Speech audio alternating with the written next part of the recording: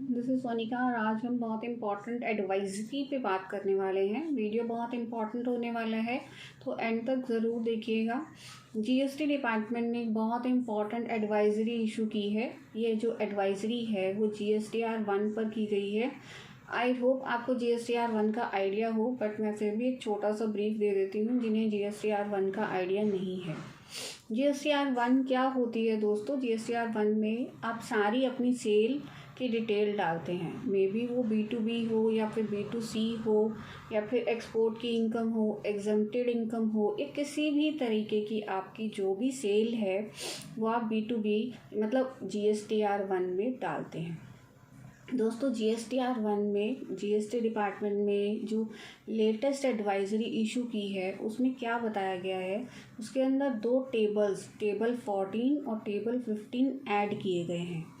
अब ये जो टेबल हैं ये क्या शो करते हैं, पहले तो ये बताऊंगी आपको। ये जो चेंज हुआ है ये किस पीरियड के लिए है। ये जो चेंज हुआ है दोस्तों ये जनवरी से एप्लीकेबल होगा, यानी जो आपकी दिसंबर की रिटर्न्स जा चुकी हैं उस पर ये एप्लीकेबल नहीं है। तो आपको जो जनवरी से आप रिटर्न जनवरी की फरवरी में फ़ाइल करोगे आप, उसमें आपको ये दोनों टेबल फिल करने हैं, राइट। अब ये जो दो टेबल्स हैं इनके अंदर है क्या दोस्तों? इसके अंदर ये जो नए टेबल इंट्रोड्यूस किए गए हैं ये टेबल्स हैं एडवाइजरी, ये टेबल्स हैं ई कॉमर्स ऑपरेटर्स के लिए।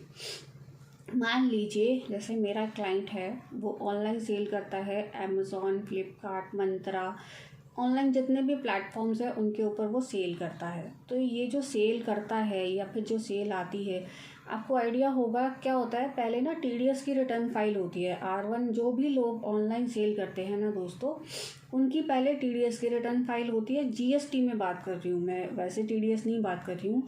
GST में भी TDS होता है दोस्तों। तो अभी वो लोग क्या करते हैं, पहले TDS की रिटर्न फाइल करते हैं, फिर उसके बाद R1 फाइल करते हैं। TDS में जाता है जो ऑनलाइन ऑपरेटर होते हैं ना, ये जो अमेज़ॉन हो गया, फ्लिपकार्ट हो गया, मंत्रा हो गया, ये लोग आपका जो GST काटते हैं ना, ये TDS में रिफ्लेक्ट करता है। तो जब आप अपना TDS फाइल कर देते हो तो उसकी जो अमाउंट आती है B2B की, B2C की, वो आप R1 के अंदर डालते हो। जैसे हमारे क्लाइंट्स की हम फाइल करते हैं, पहले TDS फाइल करना बहुत ज़रूरी होता है, उसके बाद आप R1 फाइल करते हैं। अब ये वाले कॉलम जो हैं वो R1 में भी इंक्लूड हो गए हैं। मतलब ये वैसे इसमें दोनों ऑप्शन दी जाएंगी, अभी मुझे एग्जैक्ट नहीं पता है, पर इसमें दोनों ऑप्शन देनी चाहिए। जैसे आप अगर वहाँ से अमाउंट उठ के अपने आप ही आ जाए वो बेस्ट रहता है आई थिंक, ठीक है। और अगर आप हाथ से अमाउंट डालना चाहते हैं तो वो भी ठीक है, दोनों ऑप्शन होनी चाहिए। जैसे R1 में क्या होता है, आप हाथ से अमाउंट डालते हैं, लेकिन जिसकी 5 करोड़ के ऊपर की इनवॉइसिंग है उस पर E-इनवॉइस एप्लीकेबल होती है, तो वो क्या करते हैं, E-इनवॉइस नीचे एक ऑप्शन होती है E-इनवॉइस की, उस पर क्लिक करके वो से वहाँ से फिल कर लेते हैं। तो दो ऑप्शंस हो गई उसके पास। ऐसे ही जो ई-कॉमर्स ऑपरेटर होते हैं वो लोग भी जब वहाँ पर डालेंगे तो वहाँ से फिगर उठ के इधर आ जानी चाहिए। और इधर की फ़िगर अगर आप हाथ से डालना चाहते हो, यानी वहाँ की फ़िगर अगर इधर नहीं आती है तो आप इसे हाथ से भी डाल सकते हो। तो आपके पास दोनों ऑप्शन हो गई। आई होप आपको समझ आ गई होगी।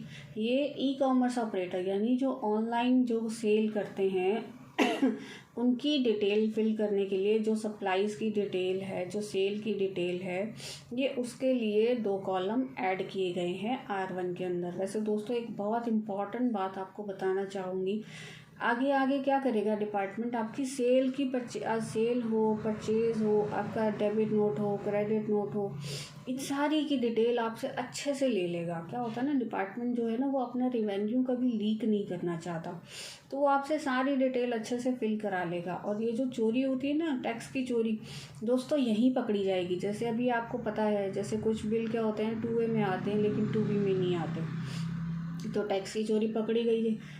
जैसे मेरे क्लाइंट ने क्या किया था, उसने 2A में बिल दिखा दिया लेकिन उसने 2B में टैक्स नहीं पे किया। अब वो क्या हुआ, जिसकी पार्टी थी उसको तो टैक्स इनपुट मिला नहीं, उसने जबकि उसको भी पे कर दिया था। अब मेरे केस में भी मैंने भी किसी को पे किया, लेकिन उसने 2A में तो दिखाया लेकिन 2B में नहीं दिखाया। अब मेरा तो नुकसान हो गया क्योंकि मैं इनपुट नहीं ले सकती, लेकिन उसका फ़ायदा हो गया क्योंकि उसने क्या किया, उसने टैक्स नहीं पे किया, उसने टैक्स की चोरी कर ली। जो टैक्स की चोरी होती है ना दोस्तों, GST की चोरी बहुत जगह पर धड़ल्ले से हो रही है। इस चोरी को मिनिमाइज करने के लिए जीएसटी डिपार्टमेंट जीएसटीआर 1 में, परचेज में, 2A 2B में सब में चेंजेस कर रहे हैं धीरे धीरे, ताकि उनको जा के लोगों के पास पकड़ने की ज़रूरत ना पड़े। सारी चीज़ें ऑनलाइन ही रिफ्लेक्ट होनी स्टार्ट हो जाएं। जैसे अब बोगस फर्म पकड़ी जाती हैं तो वो 2A 2B के मिसमैच से ही इजीली पकड़ी जाती हैं। उनको जाने की ज़रूरत नहीं पड़ती है कि पहले तो वो जा के देखते थे फिजिकल वेरिफिकेशन। वैसे अभी भी बहुत फिजिकल वेरिफिकेशन करनी पड़ती है, क्योंकि क्या होता है ना, कई बार फर्म एग्जिस्ट ही नहीं करती, कागज़ों में एग्जिस्ट करती है, एक्चुअल में एग्जिस्ट नहीं करती। जैसे आप रिफ़ंड का केस है आपका, तो आप जब तक फिजिकल वेरिफिकेशन नहीं करेंगे या तो आपका रिफ़ंड वेरीफाई नहीं होगा। क्या होता है ना, रिफ़ंड कई बार फर्जी रिफ़ंड बहुत सारे फाइल हुए थे। अभी लास्ट ईयर में करोड़ों के रिफ़ंड सैंक्शन किए गए थे, मैंने भी सुना था बहुत सारे पार्ट्स ने किए थे। बट उसके अंदर एक्चुअल सिर्फ मतलब गिनती के 1-2 लाख होंगे, तो बाकी सारे जो थे वो सिर्फ कागज़ों में थे। तो ये चीज़ें जो है ना, इसको कम करने के लिए ये जीएसटी डिपार्टमेंट इतना एग्रेसिव हो रहा है, इतना ज़्यादा स्ट्रिक्ट एक्शन ले रहा है। डीलर्स के ऊपर सख्त नज़र रखी जा रही है, उनकी सबकी सारी supply, debit note, credit note, registered सब कुछ लिया जा रहा है। तो दोस्तों, आप अपनी जब जीएसटीआर 1 फाइल करें तो उसके टेबल्स को अच्छे तरीके से पढ़कर उसमें सारा डाटा फिल करके तब फाइल करें। वैसे अभी थोड़ा टाइम पहले आपको आइडिया होगा, जैसे हम R1 में जैसे आपकी TDS की रिटर्न फाइल की आपने, तो TDS में जो डाटा हुआ था, अभी नोटिस आए थे मेरे पास भी, बहुत सारे नोटिस इशू हुए थे जो यूजुअली नहीं दिखाए गए थे पोर्टल पे। बहुत सारे नोटिस में क्या आया था, पॉइंट मेन आया था कि आपने जो TDS की जो आप रिटर्न फाइल करते हो उसमें जो अमाउंट आई थी वो आपने अपनी R1 में नहीं दिखाई, तो दोनों का मिसमैच जो था वो पकड़ा गया था। उस पर बहुत सारे धड़ल्ले से नोटिस आए थे। तो ऐसा भी होता है, आपकी जो सेल है वो TDS से चेक की जाती है, आपकी सेल जो है वो आपने जो डिक्लेयर किया उससे चेक की जाती है, आपका जो टैक्स है वो 3B और R1 से चेक किया जाता है, आपकी जो परचेज़ है वो 2A और 2B को क्रॉस चेक किया जाता है, आपने कहीं ITC ज़्यादा तो नहीं लिया, आपने फर्जी एंट्रियाँ तो नहीं ली। बहुत सारे पॉइंट्स हैं, इतने पॉइंट्स हैं दोस्तों कि अगर आप सोचो कि मैं चोरी कर लूँगा किसी तरीके से, तो वो पॉसिबल ही नहीं है। मतलब मैं अज्यूम ही नहीं कर सकती कि अब ये चोरी हो सकती है, लेकिन वो बहुत प्लान्ड वे से हो सकती है। जैसे कोई बंदा वैसे मैं आपको बताऊंगी, आप इसका मिसयूज़ ना करें। जैसे बहुत सारी चीज़ें किताबों में है, लेकिन एक्चुअल में भी लोग क्या करते हैं, इसे प्लान करके चोरी करते हैं।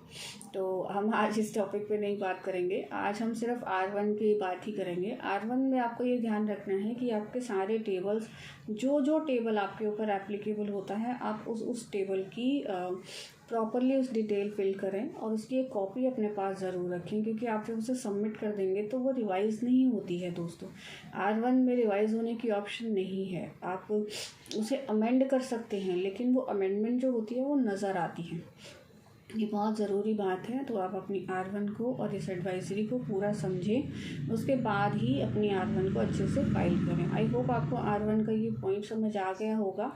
इस बात पर आप ये भी ध्यान रखें कि आप अपनी TDS की रिटर्न को अपनी R1 से क्रॉस चेक कर लें। अगर आप ऑनलाइन का काम करते हैं तो पहले आप अपनी TDS की रिटर्न फाइल करें GST के अंदर जाकर, उसके बाद अपनी R1 फाइल करें, ताकि आपकी R1 और R1 और TDS दोनों मैच होने चाहिए।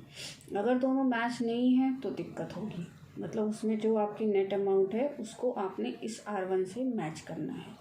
आई होप आपको पूरी बात समझ आ गई होगी, लेकिन अगर कुछ भी पॉइंट आपको लगे, कुछ दिक्कत लगे, तो आप मुझे कमेंट करके ज़रूर बताइएगा। तो मिलते हैं दोस्तों नेक्स्ट वीडियो में। Thank you.